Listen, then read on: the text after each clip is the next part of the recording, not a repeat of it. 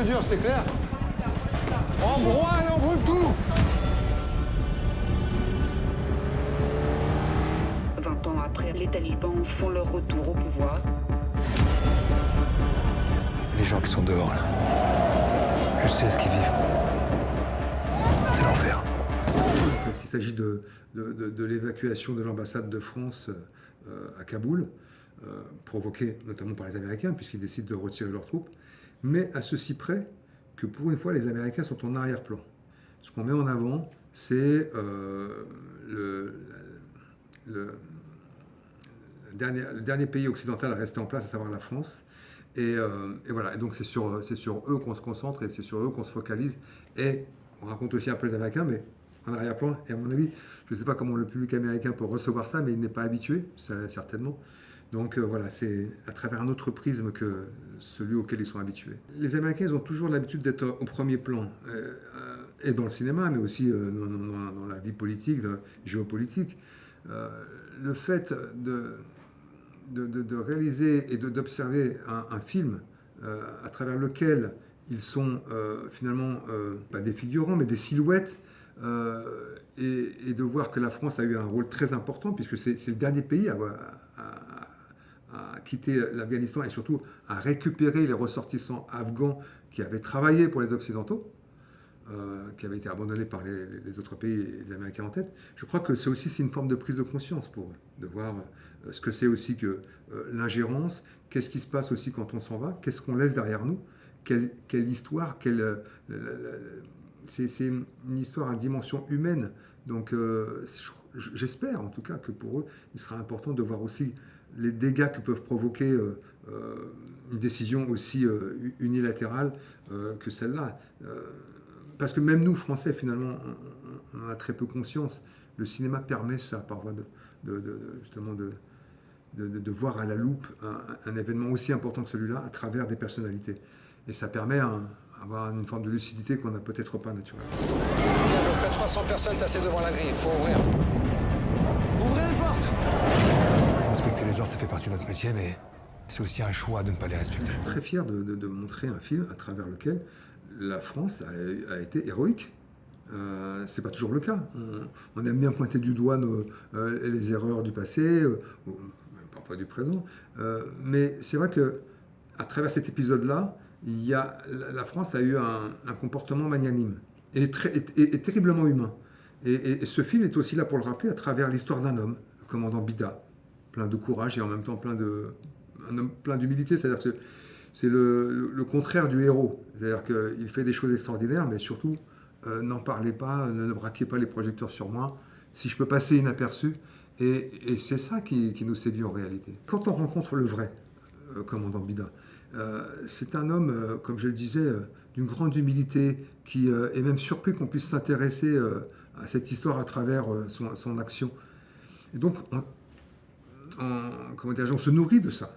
On se nourrit de ça et on y ajoute même, avec l'accord de Martin, je lui dis, rajoutons des comment dirais-je, on dit à un moment dans le film, il est à 15 jours de la retraite. Qu'est-ce qui peut nous rappeler justement que cet homme-là, son passé, il est derrière lui et l'avenir voilà, qui se présente devant lui, c'est loin de ce tumulte. Et on a rajouté les tremblements de la main, par exemple, des moments de doute, des moments même de peur. On oublie souvent dans le cinéma comme ça, on va dire à gros budget, on oublie d'avoir un personnage qui tremble de peur. Et j'aime bien parce que ça les rend encore pour moi, alors, évidemment, davantage humains, mais on peut plus facilement s'identifier. Quand on se pointe comme ça devant 2-3 Afghans armés de Kalachnikov et qu'on doit négocier avec eux, on ne peut pas y aller avec la fleur au fusil en disant « Allez mon gars, laisse-moi passer ». C'est-à-dire que c'est important de toujours instaurer cette frayeur-là et de se dire qu'on flirte avec la mort. C'est des rôles qui sont très forts, c'est-à-dire que quand tout acteur qui se respecte sait qu'à travers un personnage comme celui-là, à travers une histoire comme celle-là, on sait qu'il y a quelque chose qui se joue, qui est beaucoup plus important qu'une simple performance d'acteur ou une simple interprétation. Il y a une densité incroyable et c'est ce pourquoi on se bat quand on est acteur, c'est pour obtenir des rôles comme ça. Donc il y a aussi un facteur chance d'être sollicité pour ce genre de rôle. French embassy being the last place in Kabul where anyone can go right now. On ne peut pas tenter de sortir par la force. On n'a pas d'autre choix que de traiter avec eux.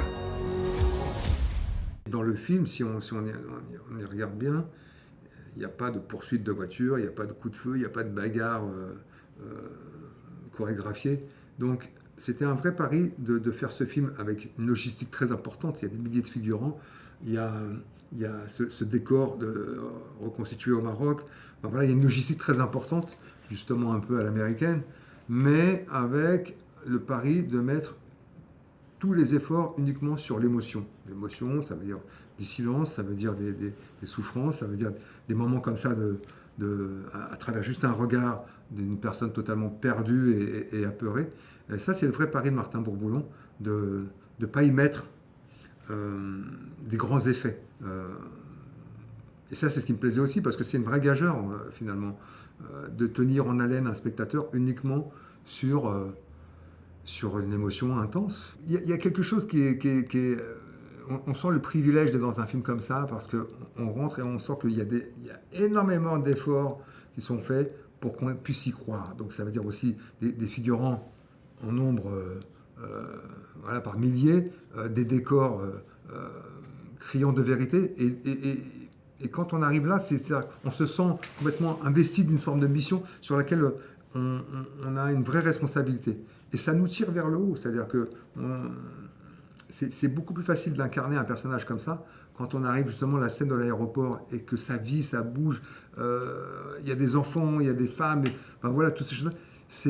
Il suffit de regarder autour de soi pour faire naître l'émotion. C'est-à-dire qu'il n'y a pas grand-chose finalement à inventer ou à créer ou à fabriquer, parce qu'il y a quelque chose qui se passe. Et là, j'aimerais aussi rendre hommage aux figurants. C'est fou comment ils s'investissent, comment ils s'impliquent. Ils savent qu'ils sont en arrière-plan, ils sont flous.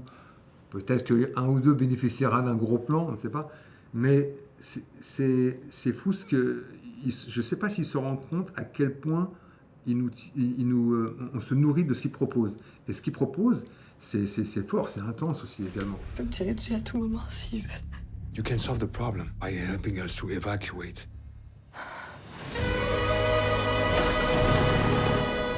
J'ai un plan pour sortir de là. Et tout ça, j'y arriverai pas. Il y a quelque chose d'intéressant dans le cinéma américain, et ce depuis toujours. Nous, on a grandi, on est une génération de cinéma américain à travers le Vietnam, la guerre du Vietnam. Ils ont toujours assumé le rôle qui était le leur dans le cinéma. C'est-à-dire que, par exemple, si je fais un parallèle avec la France, on a un vrai problème avec la guerre d'Algérie. Faire un film sur la guerre d'Algérie, waouh. Moi, je me souviens qu'on avait fait un film qui s'appelait Hors la loi, qui était après la guerre. Ça a été une telle violence, la façon dont le film avait été perçu et reçu, avant même qu'il sorte. Les Américains, ils ont au moins ce mérite-là. Ils assument leurs erreurs et ils assument surtout le tableau noir que peut représenter leur passé. Parce qu'en plus, c'est le passé. Donc, autant restituer une vérité à travers leur cinéma et leur souffrance, parce qu'ils souffrent aussi de ce passé-là. 13 jours, 13 nuits, ça fait écho à autre chose. Ça fait écho aussi à comment dirais-je, à une forme d'ironie aussi, un cynisme aussi qu'on peut avoir au niveau diplomatique. C'est ce que raconte le film, c'est-à-dire qu'on rentre dans un pays, on y établit des règles, des lois, et puis le jour où un homme décide de partir, les dégâts que ça peut provoquer, ça devient presque de l'ordre de l'anecdotique. Et voilà, c'est aussi le rôle parfois et du cinéma ou de la littérature, de remettre un peu de l'ordre dans tout ça et un peu de lumière. Il y a quelque chose qui se passe avec le cinéma indépendant américain qui nous a fait rêver pendant des années et qui, pour la plupart, nous ont donné envie d'être acteurs ou d'être réalisateurs. Il y a quelque chose qui est en train de disparaître. Je ne sais pas si c'est définitif, mais aujourd'hui, c'est les plateformes. Les gens vont de moins en moins au cinéma. La question, c'est comment donner envie aux gens de revenir nous voir sur grand écran. Et on a un système très vertueux en France qui nous permet justement de continuer à travers un combat, de pouvoir développer des projets.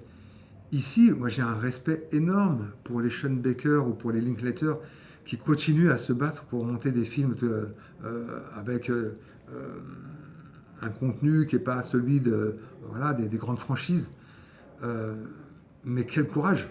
Alors c'est du talent, hein, il y a énormément de talent chez ces metteurs en scène, mais quel courage! Et je me rends compte à quel point, encore davantage en venant ici, à quel point on est privilégié.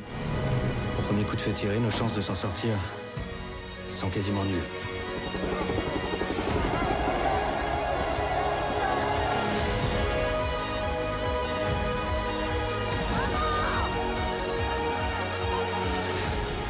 Je suis désolé.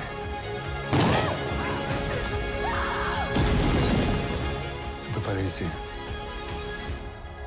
On n'a pas le choix.